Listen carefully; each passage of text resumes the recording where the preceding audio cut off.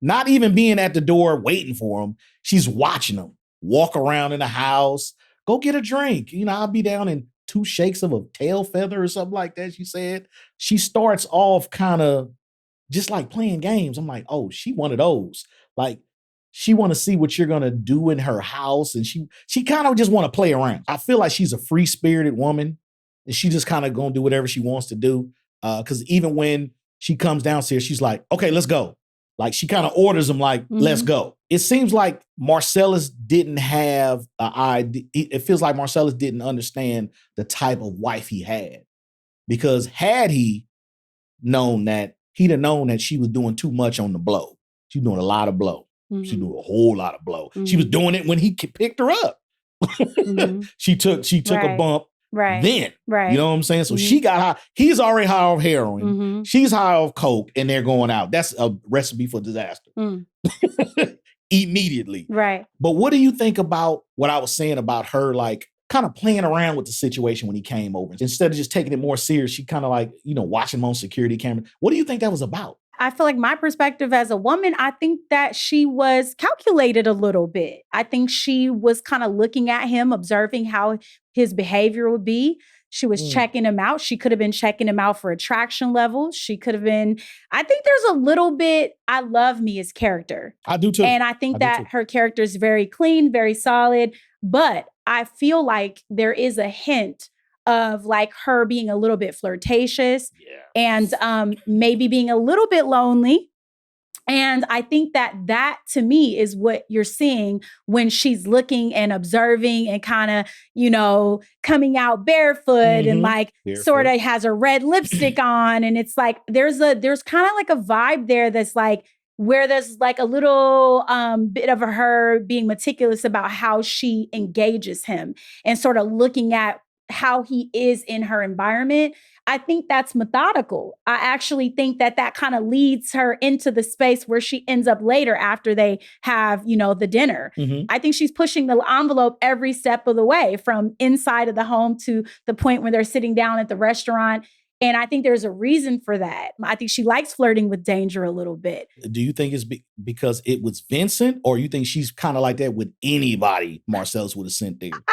I think some of it had to do with the mystique of Vincent, because if you kind of look at Vincent's archetype and you look at Mia, it fits pretty well from, they have this sort of quirky, kind of eclectic, vibe. They're a little different, hairstyle style's a little different. And I think maybe she saw like a little bit of, herself.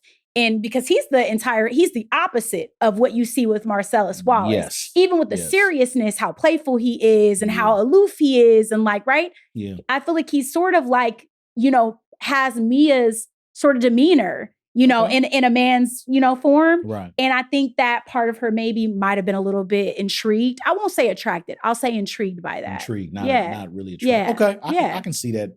I can see that being a thing, because in the beginning, see, one thing I want to say about Uma Thurman, her eyes, man, she got beautiful eyes. Gorgeous eyes. My wife has nice eyes, but her eyes, when I was looking at this movie, I'm like, man, she got some nice eyes. And the way she was like studying him, when she was looking at him, it did feel like it could have been an attractiveness, but it felt like also she was studying him. Right. The way she was just staring at him, almost like she was looking through him. Right.